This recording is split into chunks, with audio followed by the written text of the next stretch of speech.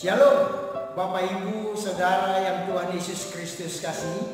Kembali hari ini kita akan sama-sama belajar firman Tuhan.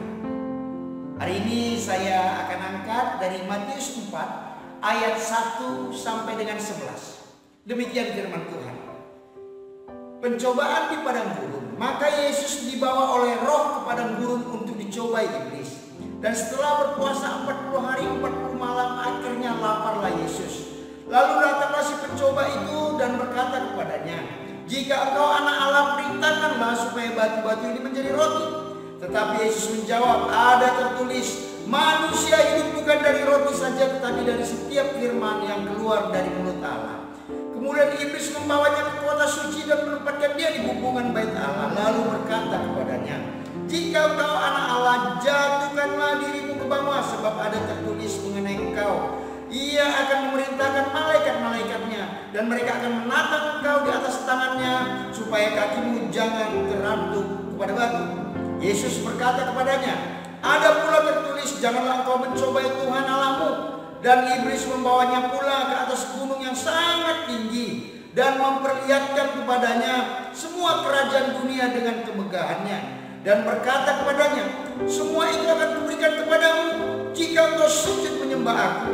Maka berkatalah Yesus kepadanya, "Henyalah iblis, sebab ada tertulis, engkau harus menyembah Tuhan Allahmu, dan hanya kepada Dia sajalah engkau berbakti." Lalu iblis meninggalkan dia, dan lihatlah malaikat-malaikat datang melayani Yesus.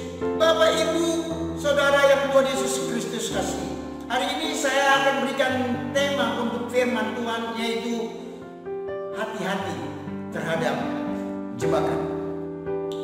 Banyak kali di dalam hidup ini kita mengalami namanya jebakan-jebakan. Jebakan itu artinya memikat seseorang sehingga orang tersebut bisa ditangkap, dan akhirnya orang tersebut masuk dalam perangkap dan tidak bisa keluar lagi. Jebakan-jebakan yang dibuat oleh iblis akhir-akhir ini bukanlah jebakan-jebakan yang menakutkan, tetapi mereka menawarkan hal-hal yang besar, hal-hal yang luar biasa. Mereka tawarkan kepada kita, anak-anak Tuhan. Demikian juga waktu Yesus akan memulai pelayanannya, dia masuk ke padang gurun dan berpuasa. Di padang gurun selama berpuasa itu, iblis pun menawarkan hal-hal besar kepada Yesus. Dia tawarkan mengenai makanan, dia tawarkan mengenai jabatan, dia tawarkan mengenai hal-hal hebat di dunia ini. Tapi tujuannya hanya untuk menghancurkan. Saya mau bilang hari ini, seringkali banyak orang menawar sesuatu kepada kita. Ternyata terkadang tawaran-tawaran itu sangat memikat. Terkadang tawaran-tawaran itu membuat kita terlena, membuat kita wow, membuat kita terpikat sungguh. Tetapi kita nggak tahu, ternyata itu hanya jebakan untuk menghancurkan hidup kita. Banyak kali dalam dunia ini yang mengalami hal-hal seperti itu. Mereka terjebak dan jatuh dan hancur dalam hidup mereka. Oleh karena itu, saya mau bilang kepada saudara, hati-hati terhadap jebakan iblis. Hati-hati karena dia akan menghancurkan engkau. Kalau engkau tidak dekat dengan Tuhan, engkau akan dihancurkan oleh dia. Dia akan menawarkan hal-hal yang luar biasa. Dia akan menawarkan hal-hal yang sangat menarik. Barangkali jabatan, barangkali keuangan, barangkali macam-macam dia tawarkan, hanya untuk engkau meninggalkan Tuhan. Hati-hati. Hari ini kepada saudara saya katakan, hati-hatilah dalam hidupmu. Karena iblis tidak menawarkan hal-hal yang menakutkan, tapi iblis menawarkan hal-hal yang menggairahkan. Iblis menawarkan hal-hal yang bisa membuat engkau benar-benar terlena hingga hidupmu hancur dan engkau tidak bisa berbuat apa-apa lagi. Oleh karena itu hari ini saya katakan kepada saudara, hati-hati terhadap jebakan demi jebakan iblis. Sekarang yang menjadi pertanyaan, bagaimana supaya kita tidak bisa masuk dalam jebakan iblis? Apa yang harus kita lakukan? Yang pertama yang harus kita lakukan, kita harus punya ketaatan secara mutlak kepada Tuhan. Yesus taat sungguh pada Allah. Dia tidak peduli dengan apapun yang ditawarkan sama iblis. Dia taat atas perintah Bapa di sorga. Oleh karena itu, kalau engkau tidak mau masuk dalam jebakan iblis, engkau harus sungguh-sungguh taat. Taat yang dikatakan oleh Tuhan, engkau harus taat, engkau harus ikuti. Apapun yang dikatakan oleh firman Tuhan, ikutilah itu. Karena kalau kita mengikuti Tuhan, percayalah, kita akan terlepas dari jebakan setan. Yang kedua, stop menjadi manusia yang munafik. Saudara, begitu banyak sekarang orang munafik. Terlalu banyak yang munafik dalam hidup ini. Itu kemunafikan itu diberikan oleh iblis. Oleh karena itu, stop engkau menjadi manusia munafik. Berlakulah sebagai manusia yang sungguh takut akan Tuhan. Jangan engkau di kiri berbeda, di kanan berbeda. Kalau iya katakan iya, kata firman Tuhan. Kalau tidak, katakan tidak. Karena di luar dari itu datang dari iblis. Oleh karena itu, jangan menjadi manusia munafik. Kalau kau cari Tuhan, carilah Tuhan sungguh-sungguh. Itu kata firman Tuhan. Jangan kau tidak panas dan kau tidak dingin. Tuhan katakan, aku muntahkan engkau. Aku muntahkan. Oleh karena itu, berlakulah sungguh menjadi manusia-manusia yang sungguh takut akan Tuhan. Kemunafikan itu awal dari kacau. Karena di dalam kemunafikan ada kesombongan. Dan kesombongan itu adalah dosa yang paling Tuhan benci. Salah satu dosa yang paling Tuhan tidak suka. Oleh karena itu, kalau kau tidak mau masuk dalam jebakan iblis, stop menjadi manusia yang munafik. Yang ketiga, kalau engkau tidak mau masuk dalam jebakan iblis, jangan menjadi orang yang gampang berubah-ubah seperti bunglon. Kesana begitu, kesini begitu, berubah-ubah. Tetapkan hatimu, tetapkan prinsip imanmu. Jangan kau berubah, jangan kau gampang diubahkan hidupmu. Ditawar ini engkau mau, ditawarkan itu kau mau, walaupun taruhannya harus meninggalkan peribadatan kepada. Saudara, iblis menawarkan banyak hal untuk engkau bisa berubah. Hari ini kau katakan A, besok engkau katakan B.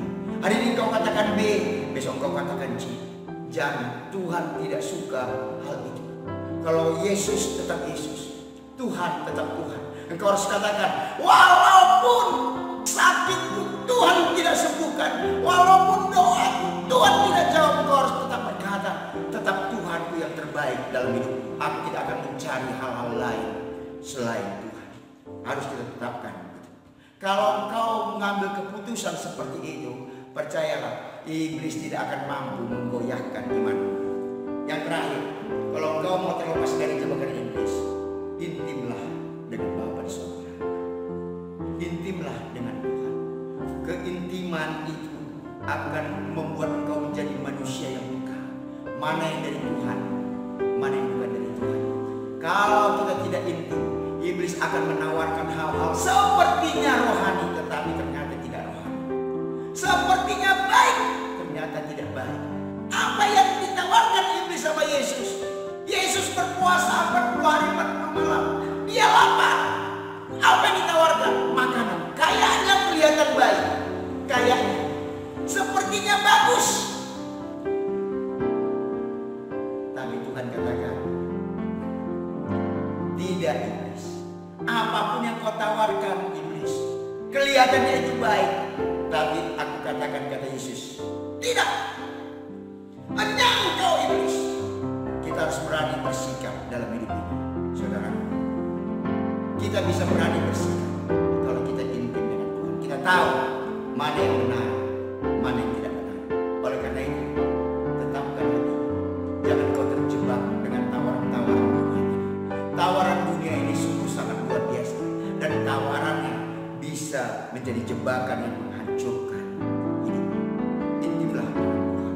Saudaraku yang Tuhan Yesus Kristus kasih, kalau kau tidak mau masuk dalam jebakan-jebakan iblis, yang pertama tadi engkau harus taat secara mutlak kepada Bapa. Dalam ketaatan, iblis tidak bisa menggoncangkan kau. Yang kedua, stop menjadi manusia yang munafik. Stop menjadi manusia yang tidak punya pendirian. Karena itulah yang iblis suka. Tetapi kita harus punya pendirian dalam hidup ini. Iya, katakan ya.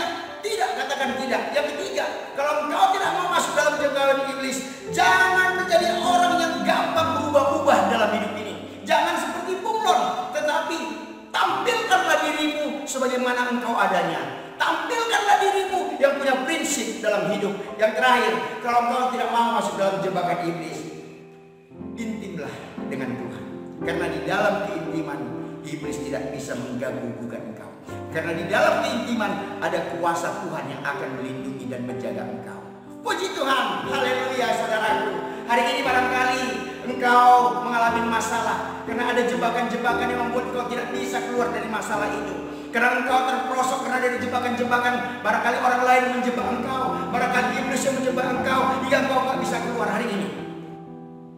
Tampillah, bangkitlah, intimlah dengan Tuhan dan katakanlah kepada dosa, dosa aku tidak akan lakukan lagi. Aku akan keluar dari dosa. Aku akan keluar dari jebakan-jebakan ini. Aku akan muncul. Aku akan tampil. Aku akan katakan. Aku akan taat kepada Bapa di surga. Puji Tuhan saudaraku. Tetap semangat dan percayalah Yesus akan tolong kau.